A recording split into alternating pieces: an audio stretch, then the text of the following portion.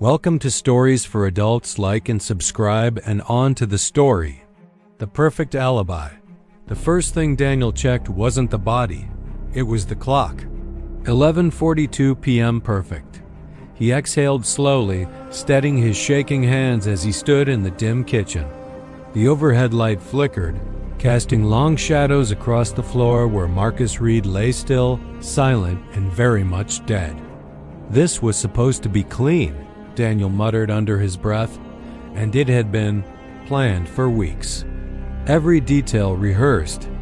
Marcus had been a problem for a long time. Blackmail, threats, the kind of man who smiled while tightening a noose around your life. Tonight was supposed to end that, and it did. Now came the part that mattered most, the alibi. At exactly 10:55 p.m., Daniel had been seen entering bar 27, busy, loud, impossible to miss. He'd made sure of it.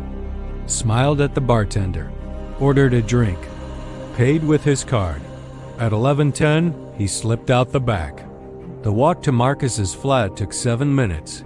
Quick, quiet. Done by 11:38. Back through the alley.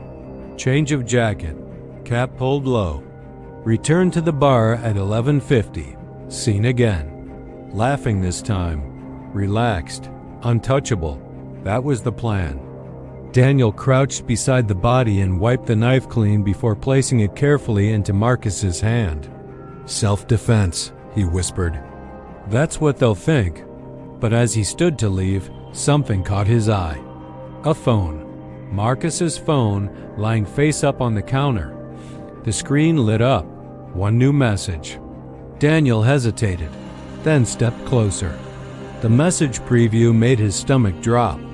He's there now, just like you said. Cameras live. Daniel froze. Slowly, very slowly, he looked up.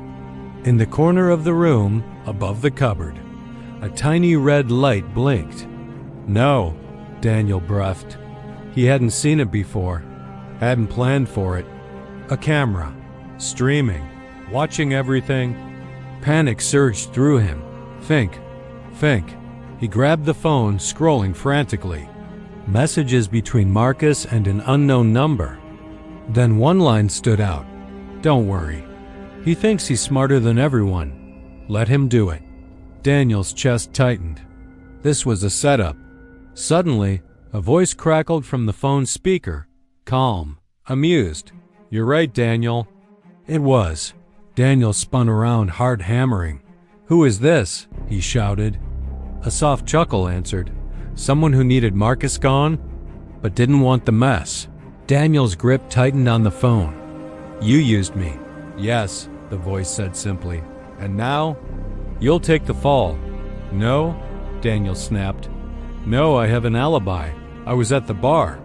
People saw me. Of course they did, the voice interrupted. Exactly where you were supposed to be. Before you disappeared for 40 minutes. Daniel's blood ran cold. They'll check the cameras. The timeline. Your little gap. A pause. And then they'll find this footage.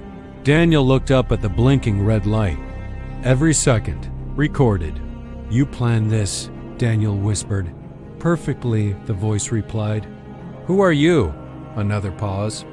Then, check the bar. The line went dead. Minutes later, Daniel stumbled back into bar 27, trying to act normal. Trying to breathe. The music thumped. People laughed. Glasses clinked. Everything was the same, except it wasn't. Behind the bar, drying a glass, stood a woman he hadn't noticed before. Dark hair, calm eyes, watching him. Their eyes met. She smiled. Daniel approached slowly, his pulse roaring in his ears. You? He said quietly. She tilted her head. Rough night? You set me up, he hissed. She leaned in slightly, her voice soft enough that only he could hear. No, Daniel, she said. You set yourself up the moment you thought you were the smartest person in the room. His hands trembled. Why? She shrugged lightly. Marcus was dangerous. You were convenient. Sirens wailed faintly in the distance, growing louder. Daniel's breath caught. "You tipped them off," he said. She gave a small, almost sympathetic smile. "Of course. Please," Daniel whispered. "You can fix this." "Delete the footage, say something." She shook her head. No one believes a man with a perfect plan. When it falls apart, the bar door burst open. Police flooded in. "Daniel Hayes, stay where you are." He didn't move. Couldn't. As they dragged him away, he looked back one last time. The woman was already gone, like she had never been there at all. Later, in a cold interrogation room, Daniel stared at the table, replaying everything. Every step. Every detail. Every mistake. His plan had been perfect. His alibi had been flawless. Thank you for watching. Till next time, goodbye.